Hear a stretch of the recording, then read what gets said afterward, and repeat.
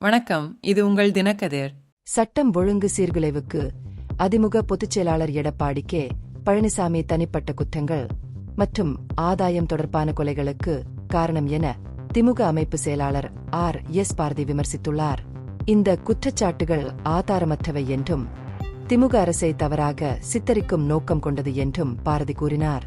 ஆளுங்கட்சி தரப்பில் இருந்து பலமுறை விளக்கம் அளித்தும் பழனிசாமி உண்மைகளை திரித்து கூறியதாக அவர் குற்றம் சாட்டினார்.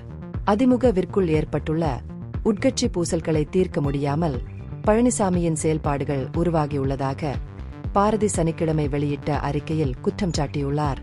இந்த குற்றச்சாட்டுகள் 2026 சட்டமன்ற தேர்தலுக்கு முன்னதாக கூட்டணிகளை ஒருங்கிணைப்பதற்கான ஒரு மூலோபாயத்தின் ஒரு பகுதியாகும் என்று அவர் பரிந்துரைத்தார். பாரதியின் குற்றச்சாட்டுகள் அரசியல் உள்நோக்கம் மற்றும் உண்மை துல்லியம் இல்லாதவை என்று விவரித்தார்.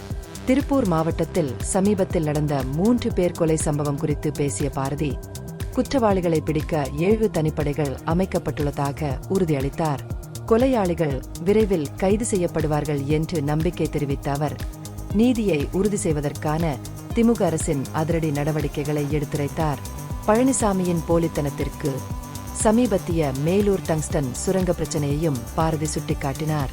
இந்த திட்டத்திற்கு எதிராக திமுக அரசு உறுதியான நிலைப்பாட்டை எடுத்து பொதுமக்களின் போராட்டங்களை வெற்றிகரமாக முடிவுக்கு கொண்டு வந்த போதிலும் போராட்டங்களுக்கு தனது கட்சியின் ஆதரவை அறிவித்தார் பழனிசாமி.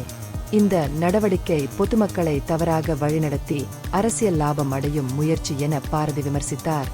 ஆதாரமற்ற குற்றச்சாட்டுகளை அதிமுக தவிர்த்துவிட்டு ஆக்கப்பூர்வமான அரசியலில் கவனம் செலுத்த வேண்டும் என்று திமுக தலைவர் வலியுறுத்தியுள்ளார். சட்டம் ஒழுங்கை பராமரிப்பதிலும் பொதுமக்களின் பிரச்சினைகளை வெளிப்படைத்தன்மையுடன் நிவர்த்தி செய்வதிலும் திமுக அரசின் உறுதிப்பாட்டை அவர் மீண்டும் உறுதிப்படுத்தினார். இது உங்கள் தினக்கதிர். நன்றி.